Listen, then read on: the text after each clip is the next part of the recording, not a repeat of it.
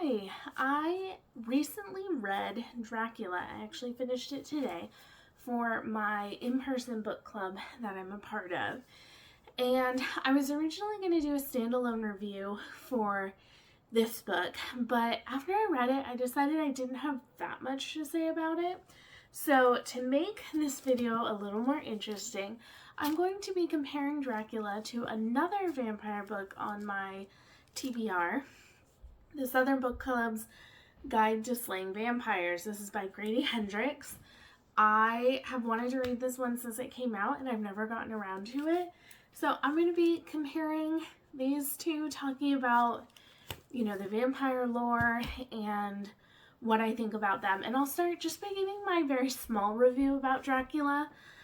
This is an okay book. I liked parts of it. I thought it was very readable. Sometimes I'm shocked at how readable a classic is, and this one was very readable. It's written in like mixed media format, so diaries, newspaper articles, ship logs, things like that, mostly diaries. And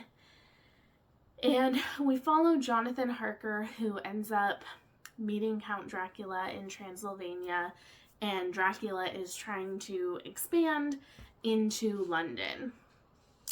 He ends up crossing the oceans and starts attacking people, including Lucy, which is Mina, who is engaged to Jonathan, her best friend.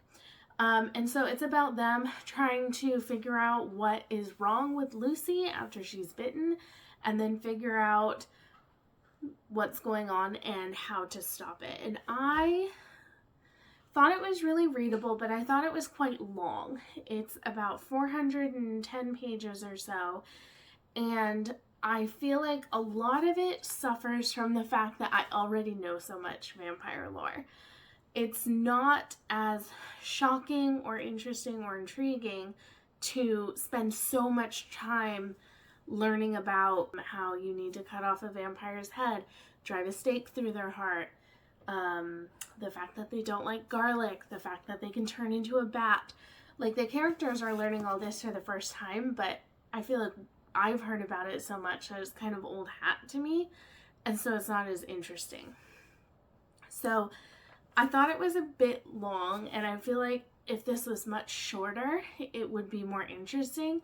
And also, the first part is by far the most spooky.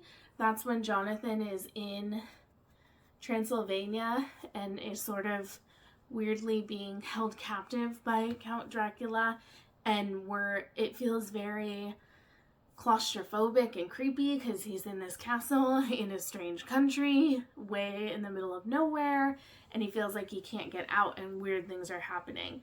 But that's a very small portion of this book, and I wish the spook factors had been up a little bit. So I'm going to read this book next, and then I will tell you what I think about how it compares to the original vampire novel. Hello, I'm back for a little update. I am now 25% of the way through the Southern Book Club's Guide to Slaying Vampires. This bookmark is not current because I've been listening to it in audiobook form, and I'm really enjoying this. So Grady Hendrix takes his time kind of setting up our main character and the book club that is in the title.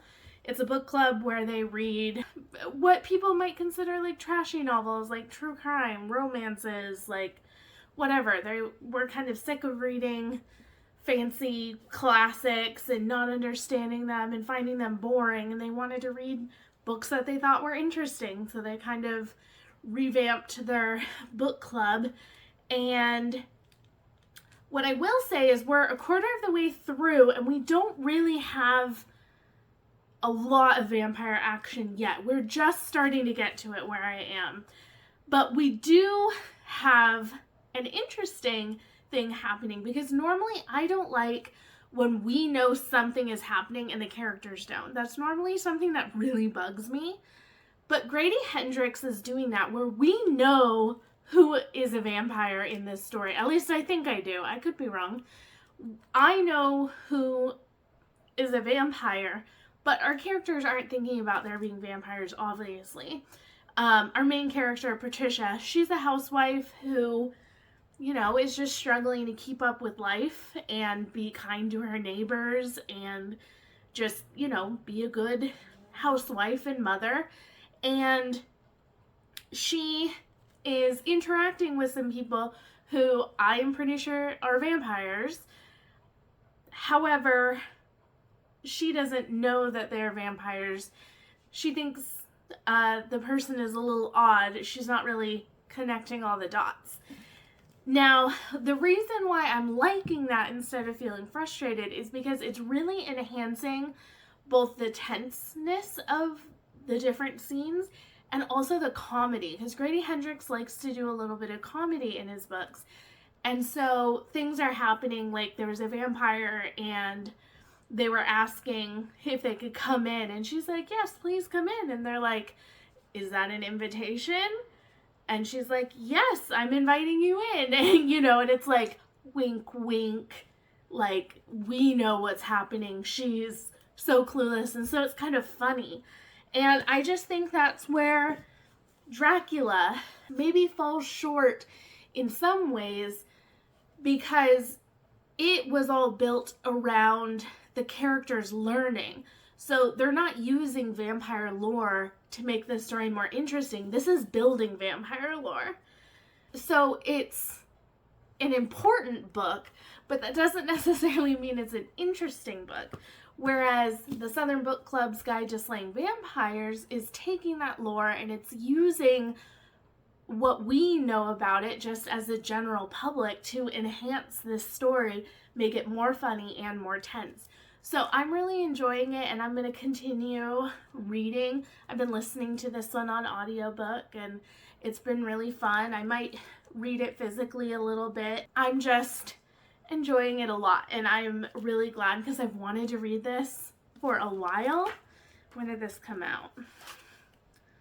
I wanted to read this for like 4 years. I've had it out from the library at least once before and never got around to it. So I'm really excited that I'm reading it now. And I'll come update you in a little bit when I have some more thoughts. Hello, I wanted to give a little update on the Southern Book Club's Guide to Slaying Vampires because I am now 63% of the way through it. And I'm really enjoying it. I felt like it had a little dip in interest around the 40% mark, but I'm totally back in it.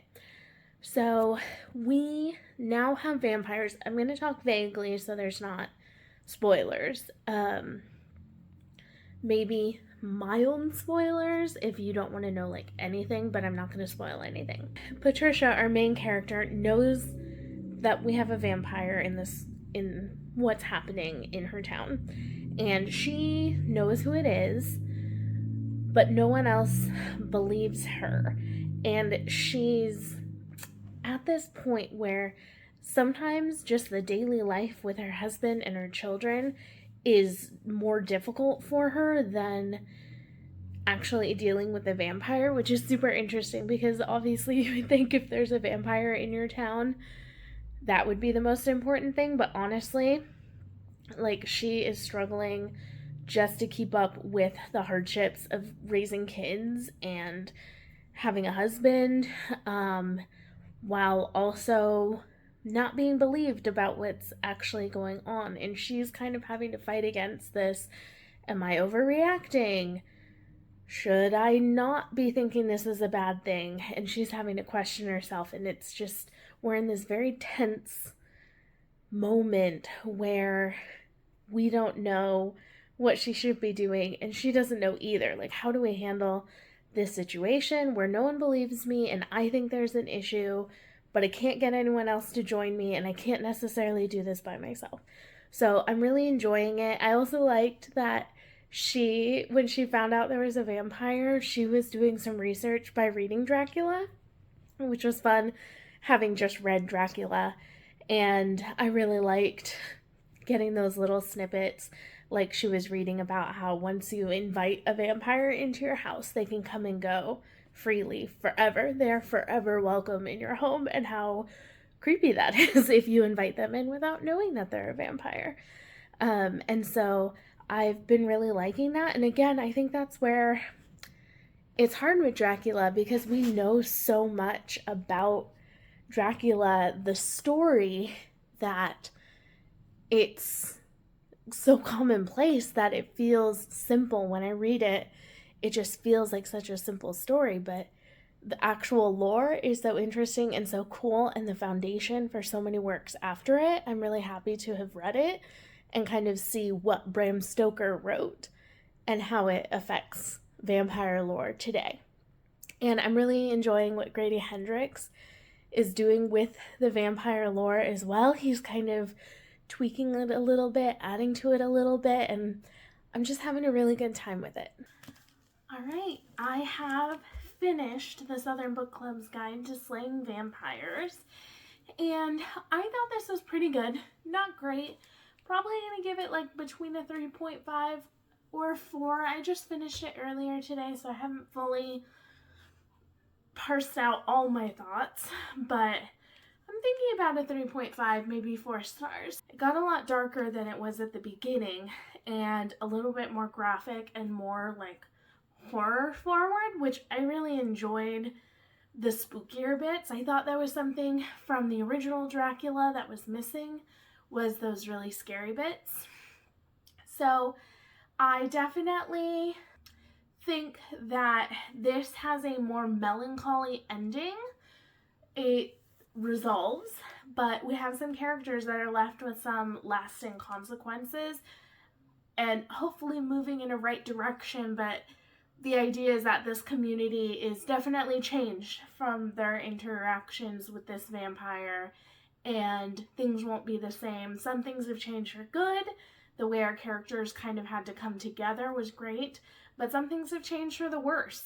I like that in a book. I don't like it when everything wraps up in a pretty bow most of the time, especially when you have crazy things happening. Crazy things affect people and affect communities.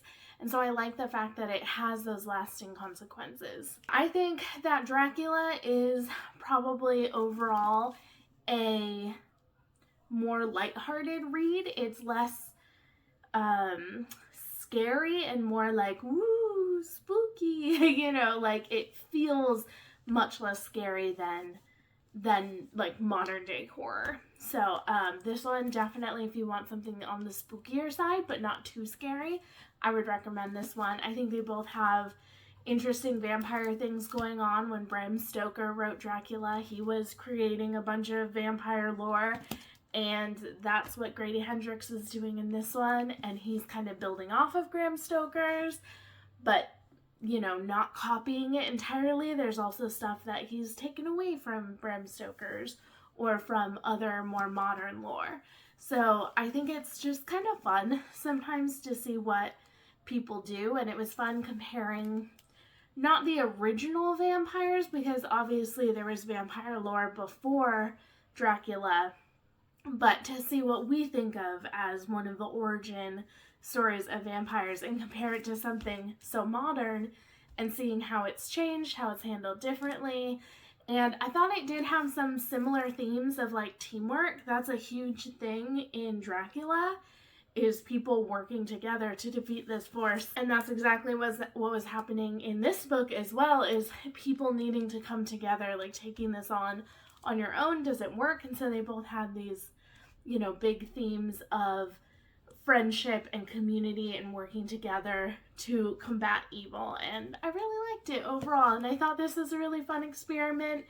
Great to do in October. It's November 1st today. I finished up the last hour or so of the audiobook this morning, so it was fun to get in some spooky reading over the Halloween season. I would love to know your thoughts. Have you read Dracula and ever compared it to another vampire story?